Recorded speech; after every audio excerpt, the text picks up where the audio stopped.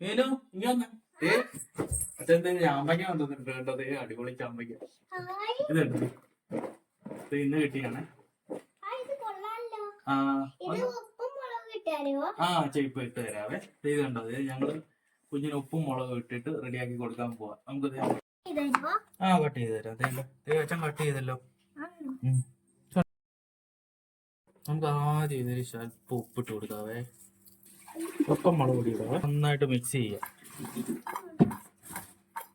ഒരല്പം വെളിച്ചെണ്ണയും കൂടെ നമുക്ക് ഒഴിച്ചു കൊടുക്കാം. നമുക്കൊന്ന് മിക്സ് ചെയ്യാവേ. അപ്പൊ പിന്നെ ഒന്ന് ടേസ്റ്റ് ചെയ്ത് നോക്കി.